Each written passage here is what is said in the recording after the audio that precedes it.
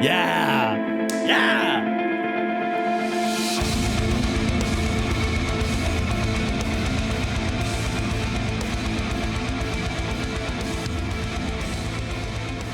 What's up, all you goofy goobers of the internet? Mark with Cardivox Academy here, and today I'm very excited. Why? Because we're doing yet another co-reaction. It's been a while since we've done these, but I really like these because, you know, when I'm doing these reaction videos, I'm listening to the vocals, I'm talking about how they work, but it's always good and it's always fun to have the person here with me who's actually done doing the screaming in the song. So, you know, we're going to be looking at the song, we're going to be breaking it down, talking about vocal technique, and it's going to be a good time. Now, if you're new to the channel, again, my name is Mark. I am a metal vocalist myself in a band called Kardashev. Actually, this is going to be a good one because Kardashev, part of the reason that Kardashev exists is because we all really liked Fallujah, right? And, you know, we've kind of branched off from there, but that's part of the reason Kardashev even exists. We just recently released an album on June 10th through Metal Blade. That was a lot of fun. And I am a vocal coach specializing in metal sounds. So I teach people how to make all these gurgly, grunty noises. If you like the content, be sure to like, share, and subscribe. It means a lot. It's a lot of fun to see the channel grow. And if you really love the content, we do have a Patreon where you can hang out in our Discord, and we have listening party events, and we do karaoke's, and it's kind of a mess, but it's a beautiful mess, and we love it. So I think that's everything that I have that I want to go over. So let's go ahead. Let's pull in Kyle. Kyle, what's up, man? How you doing? Hey, good. How are you doing, man? You know, I'm doing fine. Today's actually the first day in like probably over a month that I feel like I can just calm down. I can relax. I've had a ton of work going on and a ton of other things going on. Yeah. Now you probably are finally feeling a little bit relaxed as well, because I ran into you. The reason we set this up is because I ran into you on tour. So you're probably like enjoying being at home, enjoying chilling a little bit more. Am I right? Kind of. Yeah. It's I mean, that is true, but it's very busy here too. There's a lot to catch up on from when I was gone. But yes, it's good. I'm back. Everything's great. Hell yeah. Good, man. Well, glad to hear it. So today, we're going to be talking about Radiant Ascension, and I'm pretty excited because this is a single that's on your upcoming album, right? Yep, that's right. Yeah, so the new album's coming out in September. September? Hell yeah. Oh, that's right around release, whatever date that you have, make it the 27th, because that's my son's due date. So it can be like, you know, yeah. be like a cool. Cool. Both have our babies. Yeah, exactly. So that'll be really cool, man. I'm excited for the new album. I'm excited to check this song out. I have heard clips and snippets of it. So like, I don't know if this counts as like a first time reaction, but I haven't had the time yet, I should say, to sit down and really like digest this song like I normally do with Fallujah music. So I'm excited to check it out. Are there any things that I should be aware of, or anything that you want to let me know? Or are you going to do what everybody else does, where I just go in blind and look like a fool? I think just going blind. Yeah, I think that's the way to do it. No, it's always no context. It's always no context, right? Okay, cool. Yeah, so before we do that, I heard, I don't know if it's from you at the show or if somebody else told me recently, but I heard, I think it was you, that when you first started working on your voice, you were not really into harsh vocals at all. Is that correct? Kind of, yeah. It's one of the things where I've always been into metal and was always like listening to bands with harsh vocals, but that wasn't what I started with as a vocalist. So yeah, I've been doing clean singing for significantly longer. Yeah. And then I was always like down for harsh vocals, but didn't like try to learn it until after I'd already been singing for years. Oh, gotcha. Okay, cool. Well, that'll be fun for us. That'll be fun for us to talk about. That'll be interesting. I'll tell you, I would not have guessed it. That like you didn't start there when I saw y'all play, because you were so like relaxed, connected, awesome. Cool. Well, thanks, hell yeah, man. You had me fooled, dude. I mean, right. To be fair, I've been doing it for a while now, but for sure. Yeah, but it is true that I still started kind of on the other side of things. For sure. How long would you say that you've been doing harsh vocals now? Probably 9 years, something like that. Oh yeah, it's a good chunk of time. Yeah. Kind of on and off. 9 years ago is when I had my first like recording with harsh vocals. But I wasn't doing it live for like years after that. Until years after that. But yeah, I guess like 2013 is when I like decided to try to start learning it. Okay. Yeah, perfect. Well, that's a good chunk of time for sure. All right, well, yeah. I'm getting distracted. Let's go ahead. Let's check out Radiant Ascension featuring Tori Letzler from the upcoming Fallujah album. Let's go ahead and check it out. Here we go.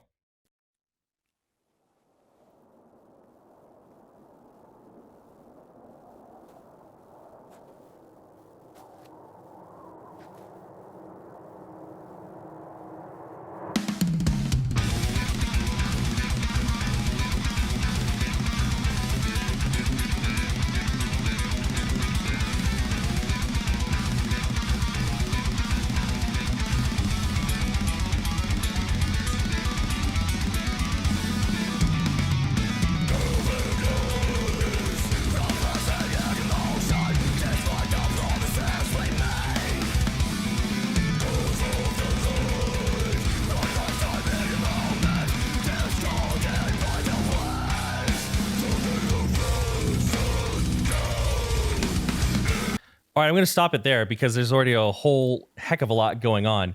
Many things happened already. Yeah, many things happened already.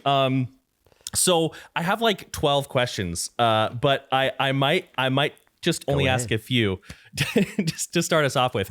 So I think I kind of want to umbrella, like, one thing that I think is really important when we talk about vocalists is kind of talking about like the context of where they learned and how they learned and all of these different things. So I kind of want to, before we dig into your technique here, I kind of want to know like more details on, 9 years ago when you finally decided to make that transition from just clean singing into like the harsher vocal style.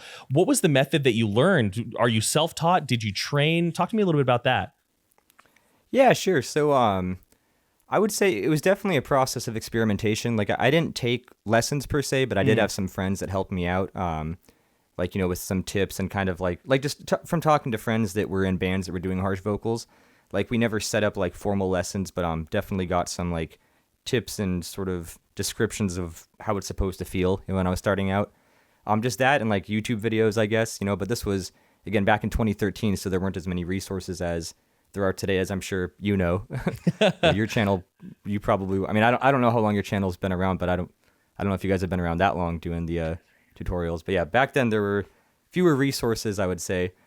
But yeah, it was mostly self-taught, I guess. But again, it's just kind of a process of experimentation. It's like, because with screaming vocals too, it's like there's so many different ways to do it, and so many people will tell you different things that it's like you can get to a certain point just by trying to make sounds in your room and seeing what comes out, and it's like, it's up to you to decide if that's the sound that you're happy with or not.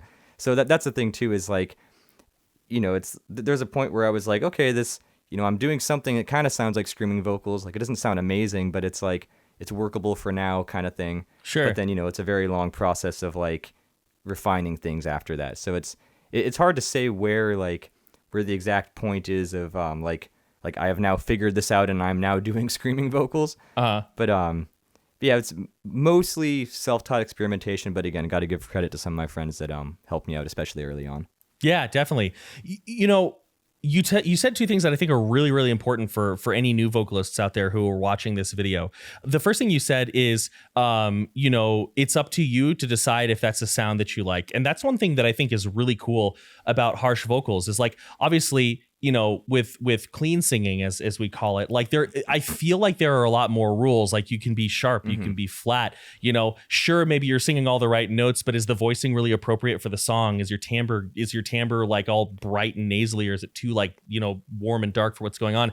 But right, I feel like with harsh vocals, we really have the ability to freeform a little bit, as long as we're being safe, right? There's a lot more freedom, and I think that kind of shows in your tone. Because one thing I think about your voice, I was thinking about this a lot during the show. I was like, so he's got a great voice for this genre. He could also kill it in metalcore if he wanted to, right? You have a tone that is pretty adaptable, I think, across genres, and that's kind of cool, because oftentimes when you hear harsh vocalists, it's like, this is a slam vocalist. And if you gave them the mic and they hopped on stage with like oh goodness, I don't know. Like they did screams for like A Day to Remember or something, like it wouldn't work, right? But your sound is very adaptable.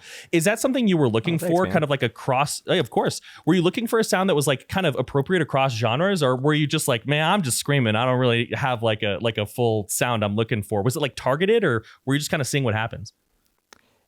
Some of both, definitely. Yeah, there's definitely some truth in that, because it's like, I guess it's kind of a middle ground between like what I think is cool and the vocalists that I like and the sounds that I like. It's a middle ground between that and like what I can do, you know? And so it's like, sort of, you kind of reach a natural point where like, I guess what I'm trying to say is like, it's funny that it's like the tones I have now aren't really something that I like, aimed for and then precisely like calculated how to get there and ended up exactly where I was aiming. It's like there's things I wanted to do, of course, like, I want like, I want my lows to be big and full, and I want my highs to be, like the right amount of distortion and, have range and be able to do different styles and all that. That's definitely true, but like, Sure. The precise point where I'm at is more just a result of like, that's just how my voice is when I try to push it in the general right direction, Yeah. 'Cause, and I think that's important for vocalists to sort of understand and like be conscious of too. Is like, it's okay to sound like yourself, I guess. It's like you want to push yourself in the direction that sounds cooler, and like you don't want to just be complacent with what you sound like on day one, of course. But a lot of times like your voice is your voice, so just do what you can with it, and then you'll probably end up somewhere cool. Yeah, totally. I agree with that entirely. I get a lot of students who they come to me to sound like Alex Terrible or to sound like Will Ramos, and especially if they're big, like super beginners, I'm like, okay, that's awesome, and you maybe can do that one day. But since you're like brand new, like we're gonna just be discovering like what your voice is for the first few lessons at least. Yeah. And then the second thing that you said that I really liked is you said you have to like, you'll find yourself at a point where you say, okay, this tone is workable for now. That's a really important thing, because I think so many times when I'm talking with vocalists, both new and very experienced, they are unwilling to accept where they're at, while also understanding that there's more ground to be gained, right? So that's just like, you just slipped in like a really good like mindset point for a lot of vocalists, because like, there's a lot that I have to improve upon as well. Like there are some sounds I would like, listen, I would love to be able to do like those tea kettle whistle screams, but it ain't happening today. You know what I mean? Sure. So sometimes we have to say that to ourselves. We have to say like, this is good for where I am, and I can keep working in other directions. So yeah, like that's just a really good mindset. And that probably benefited you, I agree. Yeah. 'Cause it's like, of course you want to, obviously keep practicing and improving and learning. But not to the extent where that hinders you from like doing something with what you can do right now. And that's the same way I feel about making music in general too. Honestly, it's like that's something that I've told people before, when it's like a lot of people get caught up on this idea of like, especially younger people, I guess, like, you start writing and recording music, and like you want the first thing you release to be like so good, like you want it to be your magnum opus, but it's like you just can't worry about it to that extent. Like if you find that you're like hindering yourself from like finishing projects or releasing stuff, like you need to not settle for what you can do, but like just keep moving forward and getting things done, I think. Because yeah, people definitely do hinder themselves from saying like, oh, I want to be better, and that's great, but it's like they turn that into, I'm not good enough right now to do something with this skill or hobby or whatever it may be. Yeah, I mean, there's definitely a mindset balance to be found there. It is. I was garbage when I got started, and I recorded a demo anyway. And if anybody goes back and listens to it, it's not good, but it's okay. Like that's just part of it. Let's go ahead and listen. I think everybody, that's probably true. I don't think anybody comes out of the womb with like sick vocals. No, interestingly enough, though, that's funny that you say that. I recently put up another video where I was just mentioning some other research. So you may have seen this video, but there's this guy.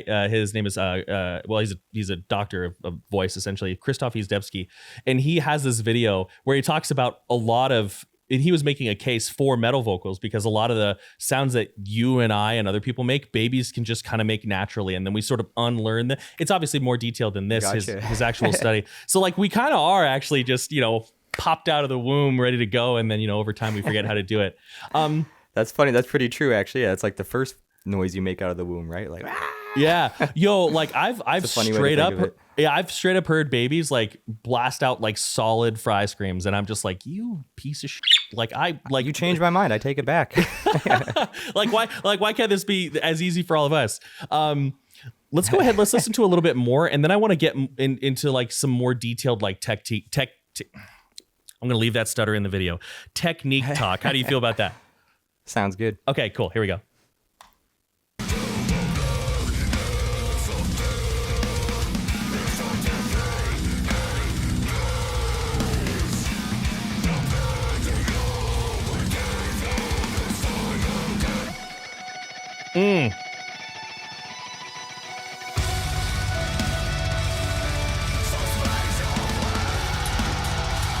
Yeah.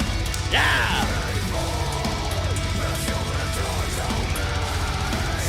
So I'm pausing it. That's the one part of the song that I had heard before, because that's like one of that was in the teasers and stuff. Yeah. Yeah, and it's like one of the Fallujah sounds that I like really like. You know, those like sort of like subliminally influencing guitars into those big hits. So when somebody told me like, yeah, the new song's got that, I was like, I need to hear this right now.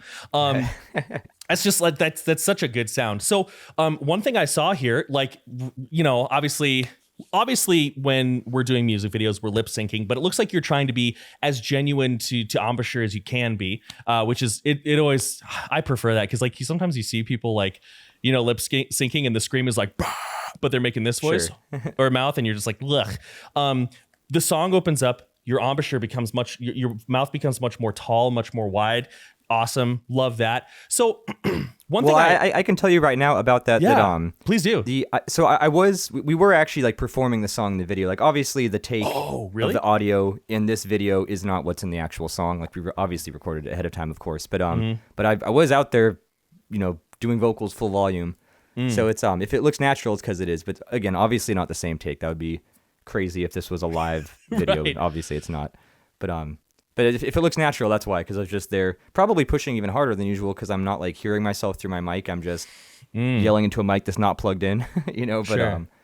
But yeah, we were actually performing it in that sense, I guess.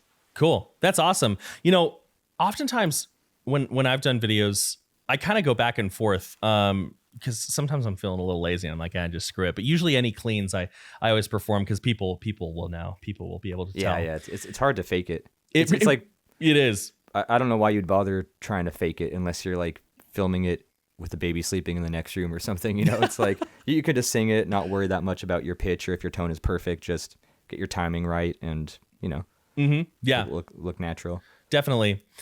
So one question I always ask, and the more I ask it, the more I realize that everyone seems to have different definitions of these terms, and I personally think that harsh vocals are a little bit more complex than just this dichotomy. But would you say that you're doing more of a fry scream, more of a false chord scream, or are you mixing elements together? I'll tell you what I think, but I want to hear from you first, because I always, it's funny. I knew that was going to be the question. As soon as you were like, I know it's not as simple as this, but I have a technique question. I knew that was going to be it. And again, like you said, people do have different definitions of those things, and it's not as simple as just a dichotomy of those two. But I do think of my vocals in that sense also, in terms of like, I'm aware of if I'm doing false chord or fry vocals. And I can tell you that what I do is I do both. I basically have two different things I'm doing as far as screaming vocals. Where like anytime I'm doing lows, that's more of like the false chord sort of growl, you know, at the very like barky kind of like ooh type of thing. Yeah. And then there's something that feels very different, so it makes sense that there's two different terms for it. And for the like mid and high range screams, I'm doing like fry vocals for those. So in the song, I am switching back and forth between them a lot. So like, and you'll hear that too. Like if you listen for kind of the two different voices, the one that's like lower and the one that's not like super high, but like significantly higher, that is false chord on the lows and fry on the highs. That's very much what it sounds like to me. Your highs and your mids, they sound like I feel like I still hear some of that soft tissue rattle that we get from quote unquote like false chord screams. You know, I still hear some of that rattle, but I also hear some of that like crackly poppy sound that we think of with more like pure fry tones. You know what we could do? You know what we could do? We could check them out right now. Just raw into the mic if you feel up to it. Do you want to do that? I thought you were gonna say stick a camera down my throat, Will Ramos style. I like your idea better. I hope so. I really hope they do more of those videos, but we'll see. That's a big endeavor, so I'm not sure if they can. Yeah. But yeah, so let's go ahead and obviously, I'm looking into my DSLR. I'm not actually looking at you, so I'm just gonna have to go purely by sound. But let's go ahead. Do you feel up to doing just like holding a comfortable low tone? You don't have to do anything crazy, just a basic low tone. Yeah, totally. And something I'll say before we get into it too is that it's interesting that you said you're hearing some of, like, for example, like the false chord rattle in the mids or highs or whatever. Because this is so we just got back from my first tour with the band. Yeah. And one thing that I found was just from doing vocals for like 6 weeks straight, almost every day, because I've never done that before, and I didn't know how my voice would handle it or what that would be like. But what I'm getting at is that something I experienced during that was that compared to doing like one-off studio sessions like I've done in the past, or like one-off shows, when my voice is like what I would consider like normal, day to day and not like worn down from tour, something I found was that there was a lot less separation between like my two techniques when I was on tour. Interesting. Like when it was we had done a week of shows or 2 weeks of shows, whatever. At that point, I found that my voice was getting like, kind of worn down or kind of conditioned, or like just, adapting to doing vocals every day. And I felt much less of a separation between how it felt for me to do lows and highs. And I came to the realization that you kind of pointed out now that my two techniques aren't as separate as I thought. Like, I think that there is some of some of both types of voice activation in both techniques. And it's just funny you said that, because that's something that I've like really felt during tour. And then even after tour, I feel like I haven't fully gone back to normal yet, where I'm like, my lows feel a little bit more like my highs used to feel, and my highs feel kind of similar to how the lows feel. Just, I don't know. Interesting. I'm no vocal scientist or coach or anything, so I don't have a full explanation for it, but that's just something I really experienced on tour. I wonder if part of it, I mean, obviously, I'm not really big into like reducing things into one singular answer, but I wonder if part of it is like I wonder if part of it is that you became much more familiar with your voice in a more in-depth setting. Because I can tell, it's been a long time since I played, bro. It's been a long time. But I like, as you're well aware, like tour and studio, they're different beasts, and almost to the degree where it's like studio voice and performance voice, they sound the same, right? But they're different. And so I'm wondering if like you just kind of got like a more like you and your voice just became like closer friends, maybe. You know what I mean? And I'm sure that's true too. Yeah, I'm sure that's at least a factor. Yeah, for sure. Well, yeah, let's go ahead. And just just a basic low tone, nothing fancy. Whenever you're ready. Sure. I might stand back a little bit so I'm not way louder than. Thank you, appreciate it. My normal talking. Yeah.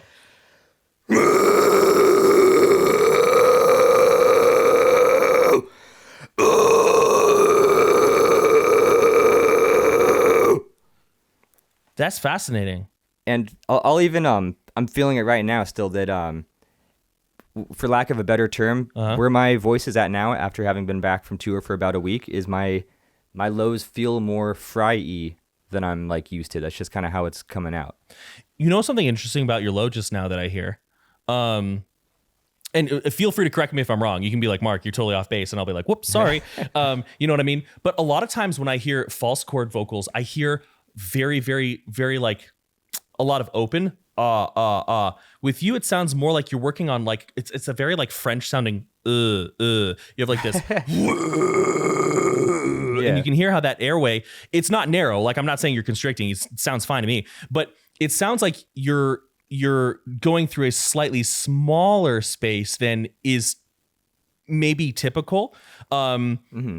That's fascinating to me, and it probably adds some longevity. You can probably hold it longer because you're getting different amounts of pressure. Right. Yeah. Less air, more like voice for lack of like better understanding of the science. Like I know what you mean. Where like the more constricted you are, the less like air you're physically pushing out. Like the less, not even like in terms of sound, but just like the actual breath. The less you're pushing out in there, like the longer you can hold it. Sure. I think, yeah, totally. Sorry, I'm just getting into nerd mode. No, that's why we're here, man. Whenever we get to this spot in these co-reactions, I'm always like, right. So one thing I really like to have people do is I like it's kind of funky, and I'll show you what I mean so you have an example. But I think it's cool if you take your scream just as it is, the exact same scream that you did, that really nice, powerful, super consistent, by the way, low tone. Take that and then slowly pull back the volume, but hold on to your distortion. So that kind of is a really great way to see what structures it's sort of like based. It's not foolproof, right? But it's based on. So for example, if I did like a low vocal and I pull it back, you know,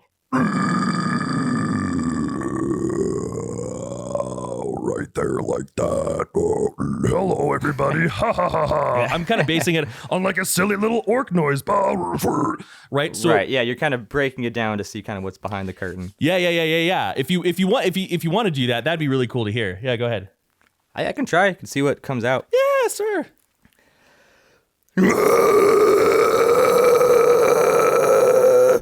And that's where I'm feeling very frighty right now. It's funny because you caught me at a weird time in terms of like coming back from the tour. Not even like in a bad way, not even like making excuses, because I'm still comfortable with how my voice sounds and I'm used to it. It changed during tour and it hasn't changed back yet. Interesting. Where I don't know. And again, not even trying to like say that it's like in a bad way or making excuses, but I'm like, that doesn't feel the same or sound quite the same as usual. Let me try one more here. Yeah, give it a shot. Give it a shot. That's another thing too, is like when I say that I do false chord for lows and fry for highs, like you said before, it's not really a dichotomy. It's like there's still a lot of range you can hit within those two techniques. Like absolutely. Maybe one is a little more conducive to a certain type of range, but there's still a lot of overlap. Like if I wanted to, I could, bend my fries down as low as possible and bend my false chords up as high as possible, and the fries would end up lower in that case, right? And I think that's what's been happening. It's like I think maybe just with like the extreme like wear of doing almost an hour-long set every night for every day on tour, I think my voice just embraced the like fry part of my throat more and just got used to doing that for lows. I don't know. I'm trying to like explain things to myself right now. I'm having a blast just listening to you, so don't worry about it. No, that's fine. This is what people watch these videos for, to kind of like see behind the curtain. So this is S tier content, my man. If you want to try, that's just the new phenomenon I found myself in the middle of the last few weeks. Yeah, totally. If you want to try, you mentioned you want to try it again. If you want to do that, go ahead. Yeah. And then once you get down to that like baseline, once you've distilled the cocktail of your voice down to its purest form, right? Hold on to it for like an extra, I don't know, like 2 seconds, unless it's uncomfortable, of course. Okay. Yeah. Let me give it a shot. Sure. One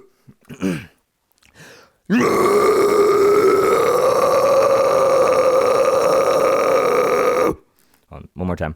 Yeah.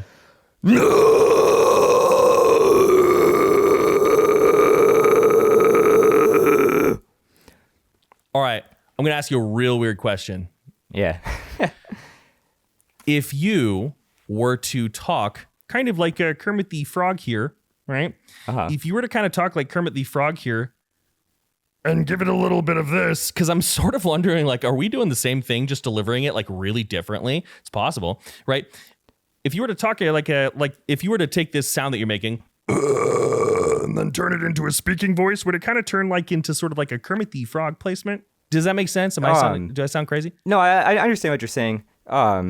I guess first of all, one thing that I know just about myself and my voice is that the way that I do fries is with my like falsetto voice. Like, so normally when I'm doing my lows, like especially on the album, the way that I did all of like the lows for all the songs was that's with like my regular chest voice, and it's a very like grunt kind of ooh ooh ooh type of thing underneath. Yeah. Like it's in my I guess like the same register I use when I talk, in the sense that it's like coming from that part of my chest and that part of my voice. Sure. For the mids and highs though, it is based in my falsetto. Yeah. And this is where I'm just tripping myself out with this right now, because when I did that exercise you suggested, that's what makes me realize that now, after coming home from tour, that I'm doing my lows with fry, is because the further back I pull the compression, the distortion, I'm feeling that it's coming from my falsetto voice, and that's how I know. I'm like, oh, that's like when I say my lows are feeling very fry-y right now. Sure. I don't know if it's from tour, if it's from getting sick on the last week of tour, Sure. still recovering from that or what. But I'm sorry, I was surprised by that exercise right now, because when I peeled it back, like you said, I ended with like a falsetto kind of whispery note rather than from my chest voice, I guess. Yeah. I don't know, very strange. It's an interesting thing, these harsh vocals. The reason I was asking about the placement of your speaking voice, if it would pop into a falsetto, probably not. But the reason I was asking about is because I hear a gurgle in there that doesn't sound like fry to me, right? I hear a gurgle that's very slow and clicky, right? And that slow clicky sound that tends to be like the arytenoids, sometimes the epiglottis flopping around in there. That tends to be, it's a little bit clackier than like the that 100%. I know exactly what you mean. I mean? Yeah, it's like a slower vibration with like bigger clicks. That's like how I visualize it. Slower vibration with bigger clicks. So to me, it sounds like that's where there's a little bit of a similarity. All right, we could talk about that for like 10 million more years. So maybe we listen to a little bit more song and then talk about highs. Maybe we'll do that. But there's a lot. I'm actually going to go back just because that section was dope and I want to hear it again. So okay, cool. Yeah, sounds good. I'll put it back. Sorry, Ludo. That's my editor. I'm going to put it back to a nice even minute. Cool.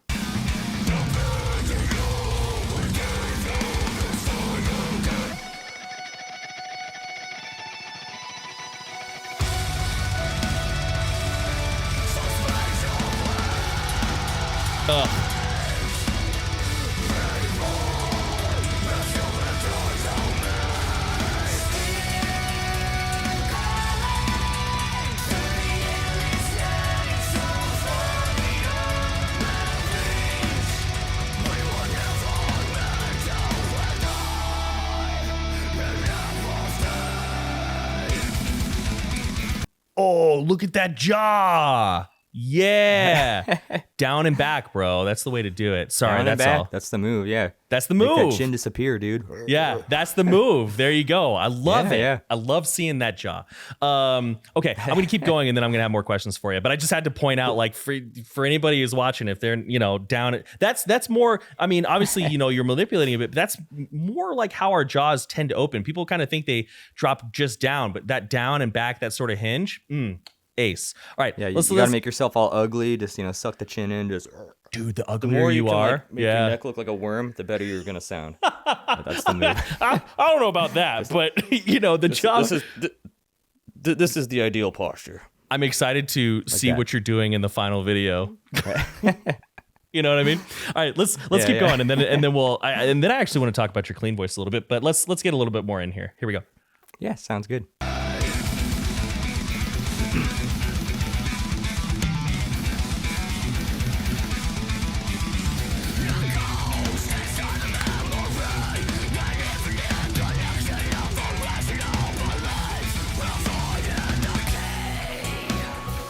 Yeah, so that's fry as hell. Like that is. Yeah, that's definitely. Yep, that's like the pure fry right there.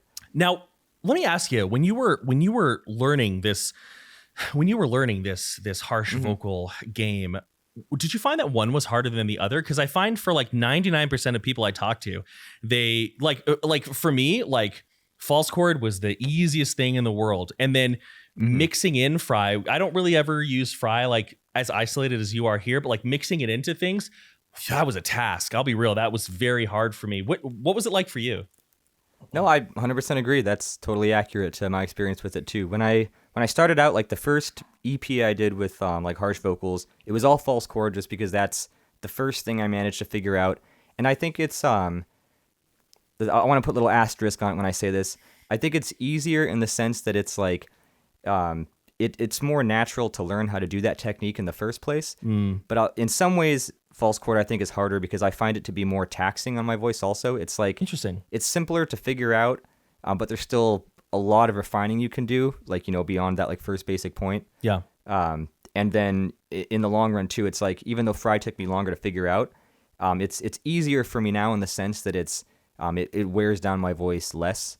And that's probably why I end up doing much more of like the fry aspect live, even like, mixing into the lows, doing more of that sort of fry activation. But yeah, long story short, I totally agree. I think false chord is the easiest one to figure out first. Yeah. And then fry is just, for me at least, it was a lot less natural. That was like more of like a weird voice and a weird trick I had to figure out. Yeah. And then eventually was able to add that in. For sure. For me, that did come like years after doing false chord. It's for that very reason why I've kind of gotten to the point where if I have someone who is like brand spanking new, like no singing lessons in their life, no harsh vocal lessons in their life, if they like, unless they're like dead set on it, I'm like, maybe we should just start with false chord to just teach you like the concepts of balance, distortion, relaxation. You know what I mean? So talk to me about your clean. You talked to me about your clean singing a little bit. So in the chorus there, it sounded like I heard a couple layers, but it sounded like I heard your clean voice as well being layered with Tori's voice. Am I correct? Yep, that's exactly right. Yeah, and I realized that that part was confusing for some people, which I totally understand because, like you said, it is me layered with Tori, and there's like different harmonies from each of us that come in and out. So like, especially people who maybe don't know who Tori is or didn't realize there's a female vocalist. It's, it takes a second to figure out what you're hearing, I think, in that part. But yes, it is me and her layered in, where she's kind of an octave up, I'm lower, and then the melodies we're doing are a little bit different too. Okay. Do you remember, okay, that being said, I'll just ask you. I was going to speculate, but I mean, you're here, so why not just ask you? No, there's a lot I could say about this part, actually. I'm glad we're talking about it. yeah, I really want to. So, well, let me just turn it over to you then. I mean, if there's a lot you could say, like, what are some of the things that you think are the most important to point out here? Yeah. So I guess just for some context, so this was kind of like an interesting, weird spot on the album where this. What we had planned for this chorus changed many times. Like originally, like we went through a bunch of different revisions of this chorus, and it's like it started with a certain melody I had. Then there was the idea to just have Tori do it, and what we ended up with was like some of both. Where I guess one kind of interesting thing I'll point out about it is that on the album, the layer that I'm singing is all my full like belting chest voice. Totally. But it actually goes like a little bit above what I consider to be my like normal comfortable range. And the reason for that was that when I recorded the first part of that melody, it was intended to be a scratch track for Tori in her register. But then we liked how it sounded, and it was the kind of thing where it's like, it wasn't my first take, but we got a good take of it in the studio where I finally nailed those high notes that, again, it's like I can hit it, but it's like it's hard for me. It's a little bit above. And I kind of warned the guys. I was like, I know we did that now in the studio, but that's going to be hard to pull off live. That's like a little bit higher than what I'm comfortable with. So there's, I guess what I'm getting to is that when we do the song live, I actually switch to falsetto for some of those high notes, so that it's like I'm hitting all the same notes, but I'm not like putting myself through the pain of like having to belt it when I'm like tired on tour, and it's like you're not at peak performance. So I guess that's just one thing is like, I mean, you'd have to be really looking for that to notice it live, especially with Tori layered in there. But if it sounds different live, that's why, because I'm doing falsetto for two of the high notes instead of just chest voice there. So, okay, that's a really smart choice, and the fact that your voice is connecting easily for falsetto live is an indication that your vocal technique is pretty healthy, right? Because when we've put too much load on our vocal folds, that it'll comes out more like that. Yep. Do you remember which notes you're hitting? How far up you're getting? I don't know the notes like by name, but I mean I could sing it, I guess, but I don't know. I'd have to have a guitar in front of me to figure out what the notes are. Yeah, I got a little pitch app. It sounds kind of like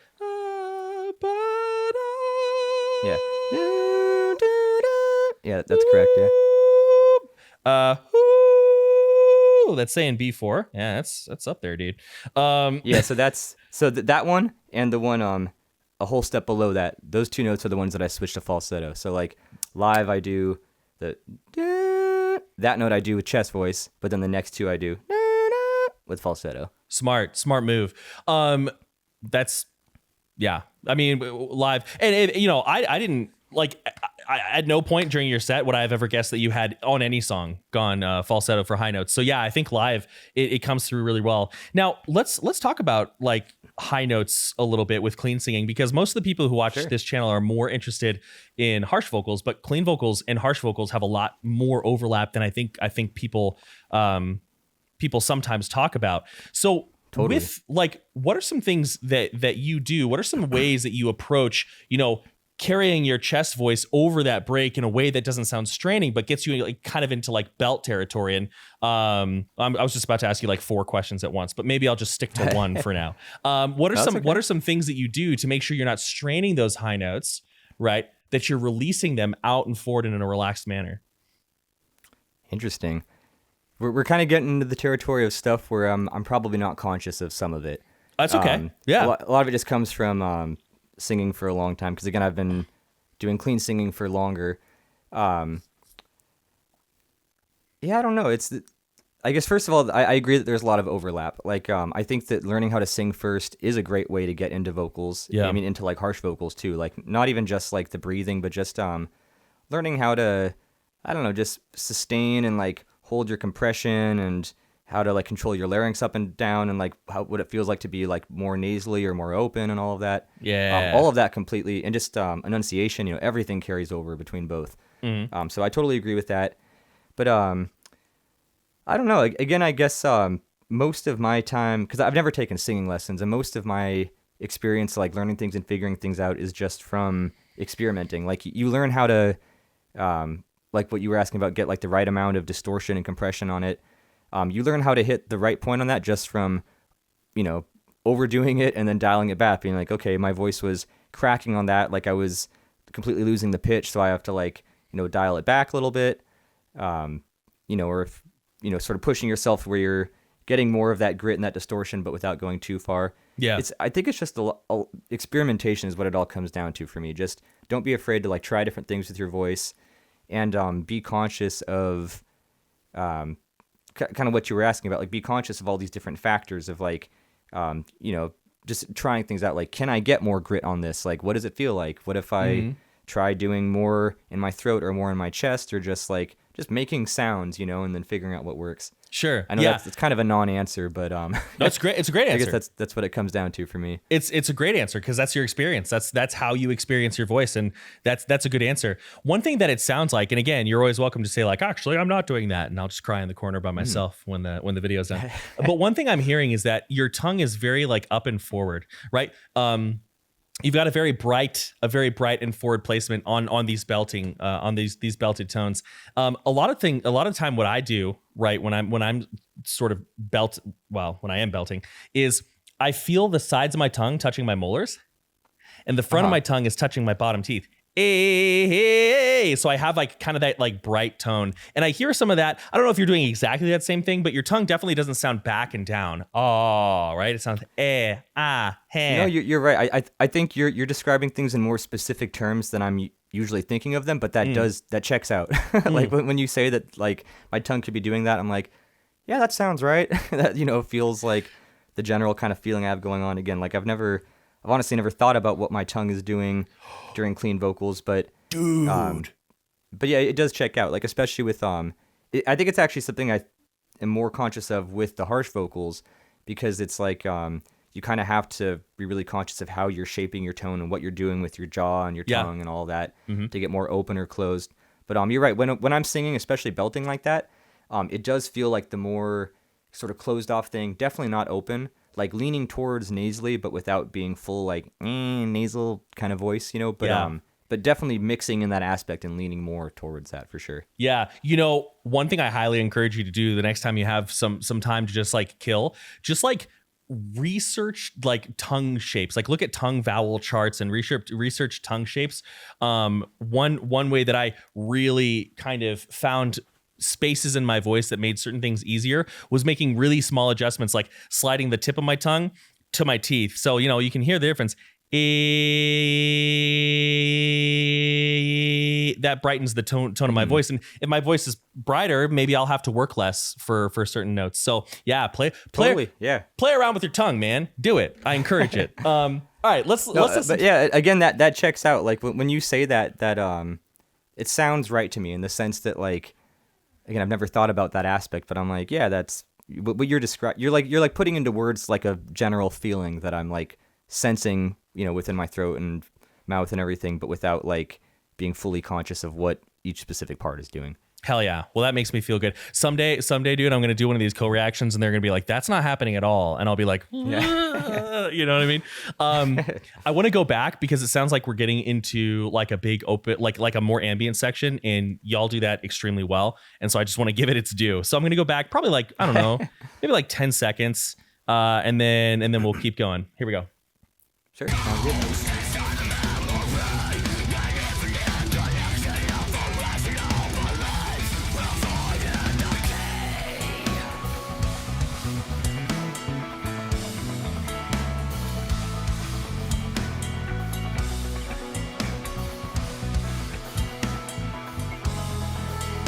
Oh.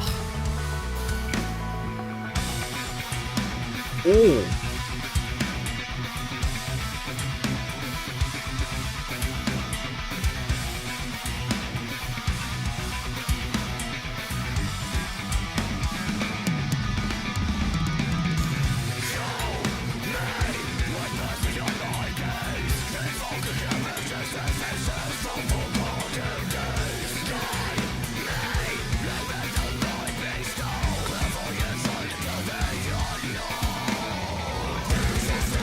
Okay, I let that go for a little while because also, I don't know if it came through, but I just got a text on my phone dinged. So it's time for me to be a professional and mute my phone and not be a piece of crap. So one thing that I was hoping would happen and did happen is to hear your approach vocally to that section, not from a tone perspective, but from a timing, from a meter perspective. Because one thing about Fallujah, and that's something I could talk about a lot more coherently, I think. But sorry, go on. No, totally. One thing about Fallujah is that, you know, it's very dynamic. Like this is probably where you'll say a bunch of stuff and I'll be like, I don't know what you're talking about, buddy. But like, you know, Andrew, he does just crazy stuff on the drums, and like Fallujah has I'm like all of a sudden nervous I didn't get his name right, but I'm pretty sure I did. That's Andrew. Yeah. Just watch, you're like, it's Paul, and I'm like, what? But like one thing that I really like about y'all's sound is that there are like tech death elements with progressive, open, like, I don't know, Fallujah elements, right? And I have done one tech death song in my life, and it was horrifically intimidating because I was like, I don't even know what I'm supposed to anchor on here. But you came in kind of like dancing and inside of the music, bam, bam, bam, bam, right? So during these more complicated, like polyrhythmic sections, like, do you ever feel intimidated, or are you like, no, I know exactly what I'm doing, I got this? Because I feel lost sometimes when that happens. I'll be honest. The stuff like that is more up my alley, actually. That's like my favorite band is Meshuggah, so like I'm into like the groovy stuff and the complex rhythms and all of that, and like figuring out creative ways to like match the accents. Like that's my favorite thing. So cool. That's when I heard this part, it's actually, I have some stories about that exact section too, because that whole section was, including everything we just listened to, that was all instrumental up until like the very final hour of like having to finish the album. Like I always because yeah, I mean, I love those instrumental parts that we just listened to. I can't take credit for those. It's like I didn't write any of the riffs or anything, but I just love the grooves and that like really syncopated kind of stuff. And that one riff goes for a while, the one that we just listened to with like kind of the like offbeat cymbals, just real groovy kind of part. Yeah. For a long time, I always felt like, oh man, it'd be cool to have vocals over like the second half of that riff because it goes for quite a while. And it just wasn't in the plan for a long time, and just never really did it, even though it was kind of an idea in the back of my mind. It's like, that would be cool if there were some like kind of syncopated vocals over this part. Yeah. And then on one of the very last days of recording vocals in the studio, like I think it was maybe like the second or third to last day of being in there recording, our producer Mark said something like are there going to be vocals in this part? I feel like it'd be cool. And I was like, dude, I feel the same way, man. Like, we got to do vocals here. So I wrote that part like in the shower one morning on like the second to last day of being in the studio. And I was like, okay, we just did come up with some lyrics because there has to be like something cool here. And that's like one of my favorite parts on the whole album now. I guess a little bit of a tangent, but yeah, I love that section there. Yeah. And yeah, I guess what that comes down to for me is when I'm trying to write vocals over a part like that, in terms of like writing the phrasing and the rhythms, I'll loop it a ton, and I'll be very conscious of where the accents are landing, and I'll be conscious of not defaulting to simpler rhythms that come out of my head more naturally, but don't lock in as tightly. So like, 'cause it's very easy to want. It's easy to fall back onto like more familiar rhythms that you may use more or hear more, and kind of like stick that on top. But like a lot of times, if you listen closely to like where the kicks are landing or like where like the guitars are kind of hitting more accented notes, like sometimes there's more interesting, tighter ways to lock in. And I feel like again, Meshuggah I think is the best example of that, where it's like weird vocal patterns that you wouldn't hear over most riffs, but they're like specially designed to lock into what the guitars and drums and everything are doing. So that's kind of how I approach that, just being very conscious and very critical in terms of like, is this really the tightest that my vocal rhythms could lock in?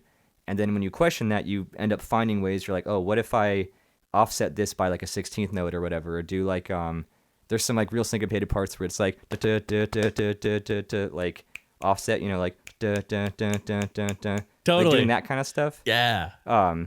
It's less natural, but I think it's worth taking the time over like groovy syncopated sections like that to like think like, I don't know, just ways to like really lock in and bounce off the riffs more. I'm probably going on a tangent here because this is like my favorite thing to talk about, and this is like something that I think I can express better than some of like the vocal technique things. Yo, please. But yeah, don't be afraid to syncopate, and don't be afraid to do weird rhythms that wouldn't make sense over other riffs. Like lock in as tightly as you can to the specific thing. Yeah. In that moment. Yeah, that makes a lot of sense. And you know, just casually writing like badass like vocal parts in the shower, sure, no big deal, man. You know what I mean? I always have to do the what you mentioned with the looping, and that you actually mentioned like the biggest problem that I have, which is like you write a pattern and you're like, wow, that is the most predictable, like standard, like I'm in a metal band pattern I've ever heard in my life, and it's really hard to break free of that. But you did that really well here because like you're both like hugging the rhythm really well, but also independent of it. I don't know. It doesn't kill the vibe, I guess is what I'm trying to say. It doesn't kill the vibe. It comes in really expertly. And then I don't know. Sometimes you hear vocalists and you're like, you don't have to scream over this part, man. Like just let them do their thing. Sure. But I'm glad you came in when you did. Anything else you want to mention before we hop into more tunes here? I think that's it. I've probably talked about that subject for a while already. But, no worries. But yeah, no, I appreciate that you pointed out that part because that's just one of my favorite sections in the song too. Just it's great. It's great. Thanks, it's awesome. All right, cool. Let's go back. You know what? Let's for all the people, let's hear it. I think if I go back to probably 2:15, that should do it, right? Yeah, sounds about right. Here we go.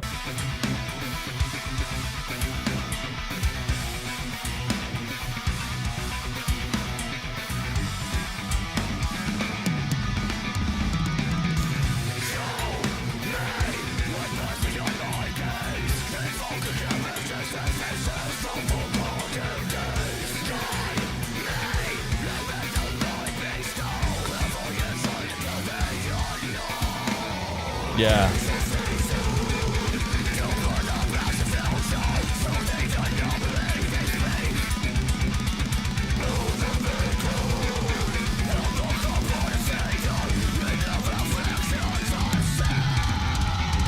Oh.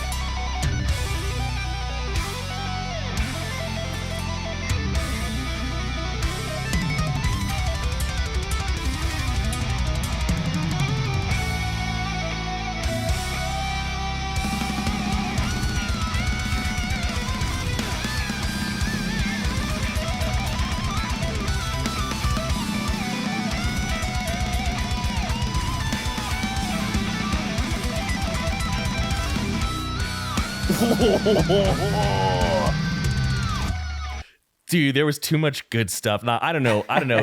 Listen, I don't know shit about guitars, okay? So I'm not going to try to talk about guitars like I know what I'm talking about. But there was like so much just like Fallujah in that guitar solo. Those like bam, but down, but down, like those moments. But near the end here, like the rhythm does like this really interesting like movement underneath the lead. That's really cool. I want to go back to like I just want to listen to it because I like it. That's all I got. No, I'm down, man. Yeah, it's obviously I'm not the guitarist for Fallujah, but I love that solo too. And like you said, there's a lot of cool details in it that I also enjoy. I'll be real, man. Anybody who watches the channel well, many people who watch the channel know that like with guitar solos, my general feeling is I could take them or leave them. I don't usually care about guitar solos. It's often my least favorite part of the song. But this one, like, it's not like your guitarist is like, okay, I'll just play over top. Like there's interwoven movements going on here, and I want to find it. I'm gonna put it back about 15 seconds here, and then I don't know. I'll just mention it or whatever. We're just gonna listen to it. We're gonna see what happens because it's sick.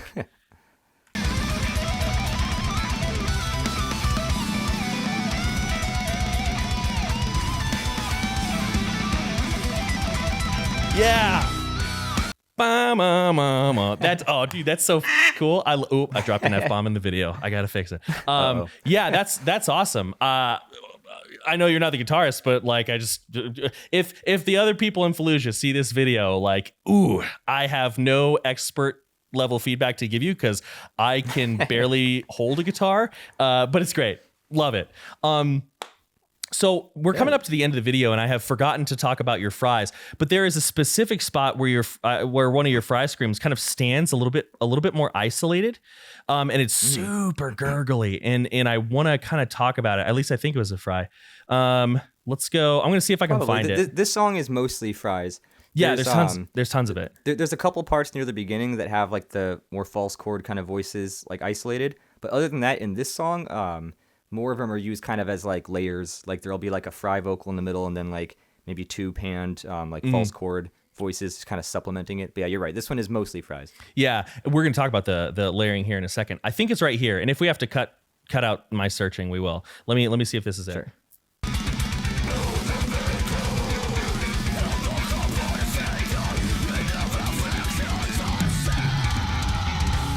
Yeah, so that fry is really on top of the mix, like because a lot of things are cutting out, and it sounds super gurgly. I want to listen to it one more time. Sure. Yeah, that's solid, man. That is even. That is super controlled. What Oh, thanks, man. What are some ways that you approached getting your fry to that point? Because one thing I'll be honest, right? Like I give tons of vocal lessons and I help a lot of people, but I have found that sometimes because everyone relates to their voice slightly differently, like we have like almost like an emotional relationship. I know that sounds like some like Hooby Scooby shit, but it's true. Like we kind of have an emotional relationship to our voice.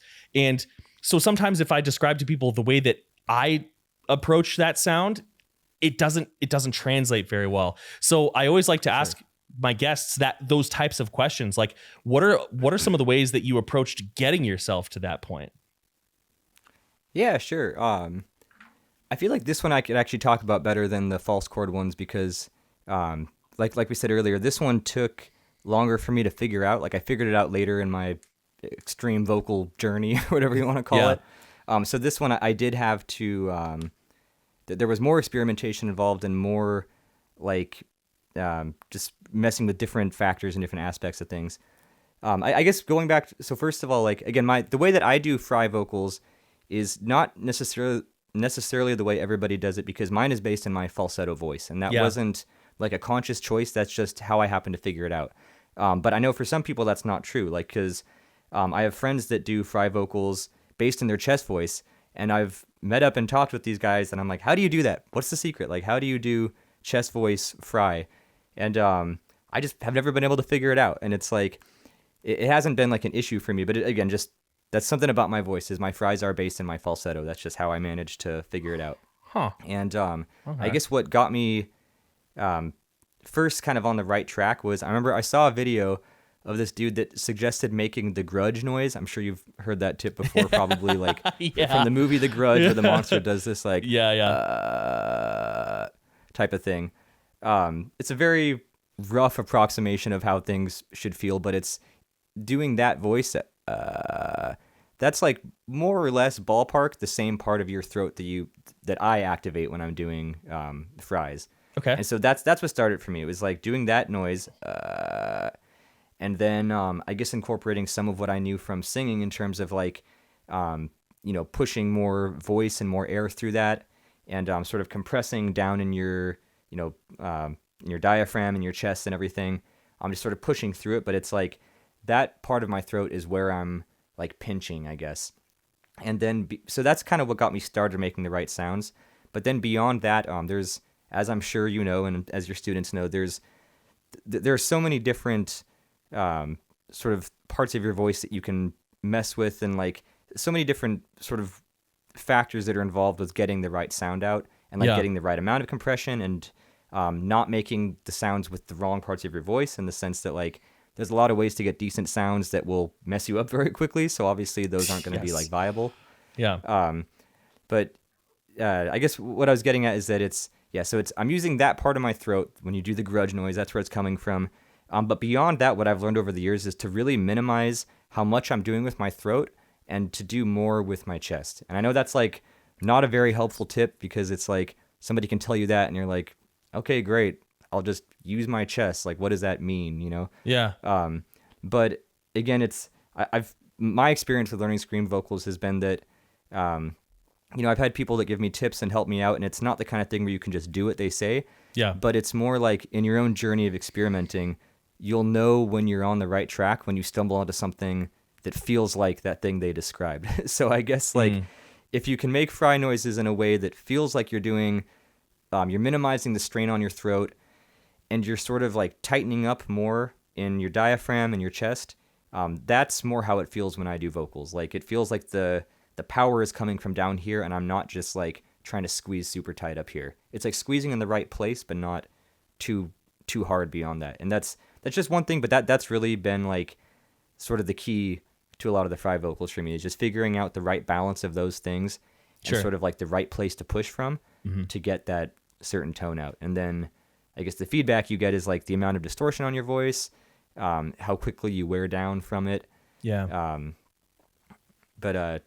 Long answer, I guess, but yeah, it's just getting enough distortion on your voice to where it's not just pure white noise. You still have your voice coming through, but to where it's like fully distorted and not like sort of like inconsistent in terms of like the like the clicking, I guess, or like the vibration. Yeah. I'm just keeping it consistent, but not pushing harder beyond that, I guess. Sure. No, I know what you mean. And then again, just doing more with down here. That's again, I'm not a vocal teacher, so it's like I sometimes don't know like how to describe what I'm feeling, but it's like that's how it feels to me. But if I was to take what you said and put it into one word, I would say balance. It feels very balanced. It sounds like you're talking very much about balance. You've got the right amount of activation from your abdominal muscles, right? That's giving you the amount of support that you need. You've got the right amount of activation in your throat to where you're bringing things together. One could say that you're constricting, but you're not squeezing, right? You're not like closing. Yes. And then of course we can see, especially now that I know that you like actually did the screams and stuff, we can see that you're creating the resonance space that's needed for the sound to be facilitated, right? You probably know what I want to do, but I kind of want to hear one of your fry screams and peel that one back like we did the false chord. You want to do that? You don't have to. There is literally no pressure. Totally. That's easier for me. And again, I'm my voice is in a weird place coming back from tour where like and from being sick on the last week of tour to where it's not even like in a bad way, but my voice has changed. Like it's it'll probably go back to normal, but it just feels differently. But again, I found when I was on tour and like abusing the hell out of my voice for 6 weeks straight. I found myself going more and more into fry world and less into false chord world. If that makes any sense. Yeah, it totally does. So I'm more in. I think the fries are actually more comfortable for me right now. For sure. Okay.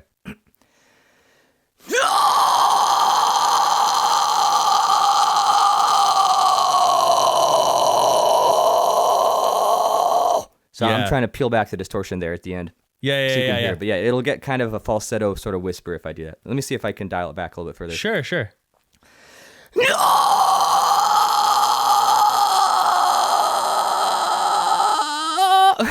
Yeah. So you hear that at the end? Obviously, that's a terrible sound, but that's the part of my voice where that scream is coming from. Is like I know it was brief at the end there because it's hard to hold it at that weird point. Yeah. But, it's like a squeaky falsetto note underneath the scream with the way that I do it. Yeah, that squeaky. That's a solid fry tone. That is a great fry tone. I'll be real, it's way better than mine. Oh, thanks, man. Way better than mine.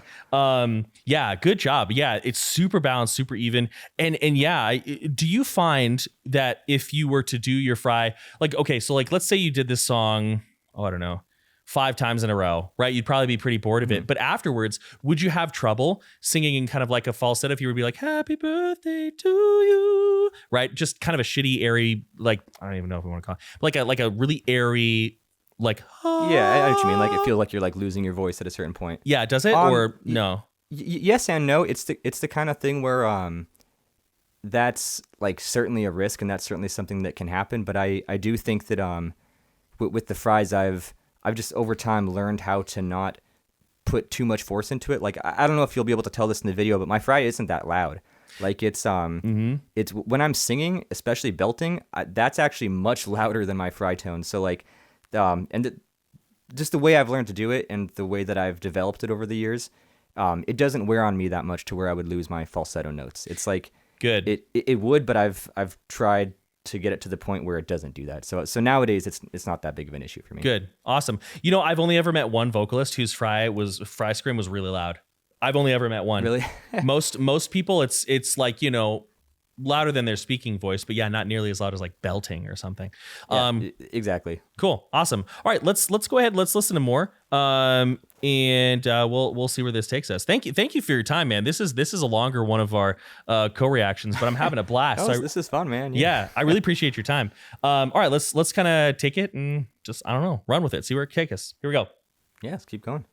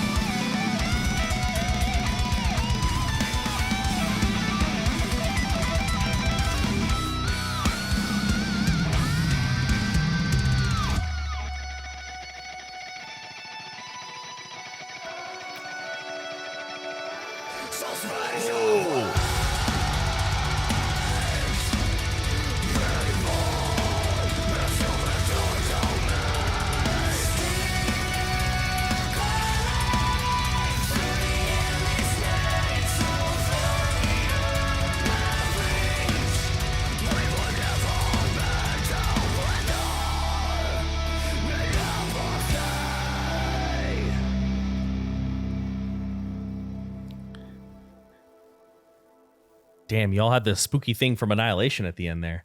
Oh yeah.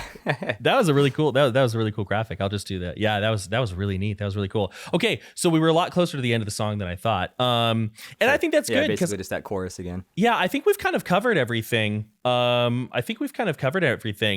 Very cool song. Thanks, man. Makes me very excited for the upcoming album. I'm trying to think if I have any other questions for you. I don't think I do. Well, I'll ask you this question because I know that people... Yeah, bring it on, man. Yeah, I know that some of the viewers will be curious about it. So if I'm correct, you are the third vocalist that has been in Fallujah, correct?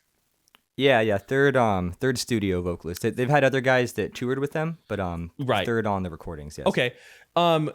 Okay. Whew. See, I know some things. I gotta just watch. It's like, no, I've been there since the beginning, and I'm like, I am an idiot somehow. Did you feel like, you know, I've never had to do that. I've never been somebody who comes in to fill in a spot. Was that like stressful at all for you, or did you walk in just like, I got this on lock? You know, how, like, what was that experience kind of like for you? Yeah, good question. I wouldn't say it was stressful for me. I was very excited from the beginning to be, you know, auditioning and then eventually working with them. But it definitely, I guess, sort of influenced the album process too, especially because I'll say when I came into the band, this album was already very much under construction. Like, so I wrote the lyrics on the album. It was sort of, you know, back and forth between me and Scott with like trying sort of like the rhythm ideas and all that. But like, for example, some songs I wrote myself from scratch, like, you know, just took the instrumental, did my own thing. Wow. There's other songs where it's like there were already like phrasing aspects there in terms of like some ideas where it's like I fit words to parts that like Scott wrote, for example. And I guess what I'm saying is that for this album, I I did want to make sure that I like not just like express myself and my ideas, but like paid respect to what was already there. And like I did want to fit in to a certain extent, especially on an album that was like these guys had already worked on for years, you know. Whereas like I think that if I had come into a band like Fallujah or whatever band at the beginning of a writing process, I'd probably wouldn't give much thought to like I mean, maybe I would, but I think I wouldn't give as much thought to like the history of the band or what was before that or what fans would expect, you know, because obviously you want to do your own thing and what inspires you and not worry too much about like fitting into something. But yeah, for this album, I guess I did try to land somewhere between what I would do and what Fallujah would do, I guess, you know. Mm-hmm. Like I did spend a lot of time just really listening and analyzing to the two previous vocalists and like, not even just in terms of their tones, but like their writing tendencies and like what kind of rhythms they would do, and just being very aware of that. Like I didn't want to feel like I needed to be somebody else or like prevent myself from like doing, you know, from bringing whatever ideas that, you know, I felt like I could bring in terms of new aspects. But yeah, I wanted to be very conscious of like what makes sense for Fallujah and like very respectful of like what they've done in the past too. So I guess it didn't stress me out, but it was, you know, it changed the experience for sure. Like it was interesting coming into an existing band like that and having that even be a consideration, right? Because like on your own music, it's like you're not thinking about that. You're just like, oh yeah, I'm gonna do what I come up with because that's how the band works, right? Sure. But yeah, I get it. Yeah. That makes sense. Yeah. No, it was good. And again, I have a lot of respect for the two last vocalists. I mean, I was a fan of both of them before I joined the band. So like, you know, I just want to fit into the band in a way where it's like I can be myself, but also just be like aware and respectful of like the legacy of the band too, I guess. Yeah, you know, I think you did a really good job of that, because I certainly hear like the similarities. It's not like, you know, you jump on and then it's like, what the hell is any of this, right? It still sounds like Fallujah, but you can also tell that it's someone new, and I think that's a really good balance to hit. Yeah, so I think you were very successful there. Okay, one random question, and then we'll start signing off. So, what is I think favorites are so silly because they can change from day to day, and like it's so hard. But what is one of the what is one of the Fallujah songs that when you signed on, you were like, oh, I'm really excited to like perform this one that was written prior to me, like that, like, because like I've certainly got my favorite Fallujah songs, but I ain't in the band, so that doesn't really matter, right? I'm interested in what yours are. Yeah, good question. I mean, and that did come up because like, you know, we had to come up with a set list for the tour we just did, for example, and like a lot of that was old songs, you know, so we got input in terms of like, let's do this song or which ones are we most excited to do. There's a handful for me for sure. Like I really wanted to do Carved from Stone from The Flesh Prevails. That's one of my favorites. Yeah. I really like Last Light from the last album, Undying Light. Okay. The Void Alone is obviously like a classic and kind of like I mean, in terms of Fallujah, that's like kind of a no-brainer to have in the set, you know? Sure, yeah. And that was the song I auditioned with too. Like when I auditioned for the band, I did like a vocal cover of that song, but that was one of my favorites too. So that was fun doing that one. I don't know. Yeah, it's I guess kind of a spread. Like it's honestly hard for me to pick my favorite Fallujah album because they all have their own identity and like I like them for different reasons. You know, yeah, that's totally true. The band has grown and changed so much in sound and flavor really over time. I have to say I was so glad when I heard Sapphire starting up, because like straight up the end of Sapphire is from the drums to the boom dum like just that is like one of my favorite outros of any metal song ever written. And so like literally I was with my friends and they were talking and I was with Nico and my business partner in the crowd, and that song started and I was like, shut the fuck up, everybody shut the fuck up, right? Like you don't talk during Sapphire. No one talks during Sapphire. You talk during Sapphire, you get a real sturdy frown is what you get. All right, man. I love that one too, man. Yeah, and I love the part you're talking about. There's like the long instrumental section at the end. It's like I get to just take a break live during that part, but that's probably my favorite part of the song too, actually, just the riffs there and like the ambient layers and everything. If anybody, go ahead. I interrupted you. Please continue. I'm just excited. I'll just say I don't. I don't participate during that part. I just hang out on stage, but that is my favorite part of the song. It's masterfully written, and if anybody watching this has never listened to Sapphire, go listen to Sapphire. It's amazing. I think for me, like if I had to pick, Sapphire is awesome. Venom Upon the Blade, it also has one. I like that one a lot. Yeah, I really like the Nomadic EP. Like okay, we have this beautiful like tension setting section with the drums, and then like this huge almost black metal part happens, and it's nothing but sound. Mm-hmm. And what are the lyrics? Whispers in the air. That's just right. Right. Anyways, I could nerd out forever. I love that one too, man. It's good. Well, listen, man. I think we should go ahead and wrap it up. Mostly because I am starving. And I gotta eat some food. And I know you got other stuff that you want to do, but I want to give you the opportunity to plug your like Fallujah, your upcoming album, any other projects you're doing. I know you stream, so drop your channel. What are some places where people can find you and your music? Yeah, sure. So I guess first thing is so Fallujah does have a new album coming out relatively soon. September 9th, we're dropping the new album called Empyrean on Nuclear Blast Records. So that's you can pre-order that right now. It'll be on all of the usual platforms. That's the main thing we got going on. I'm also in a band called Archaeologist. That's kind of my like long-time project. So I do vocals and guitar for that band. I do also stream on Twitch. It's funny. I'm actually changing my Twitch name tonight. So I'll tell you the new one so that by the time the video comes out, it's you can find me at twitch.tv/Kyle_Fallujah. And that's what it'll be from now on. Awesome. Yeah, on there I do vocals and guitar and Fallujah stuff, Archaeologist stuff, and a bunch of covers. Hell yeah, dude. That's awesome. Anything else that we should mention? No, I think that's good, man. This has been a lot of fun. Appreciate the very like astute kind of questions and observations, and appreciate you having me on. Yeah. Well, listen, thank you so much for your time. I hope you have a wonderful evening. And for everybody who's watching, again, if you like the content, be sure to like, share, and subscribe. Go listen to lots and lots and lots of Fallujah. Pre-order the new album. And I think that's it. So as always, many thanks. Much love. I'm out.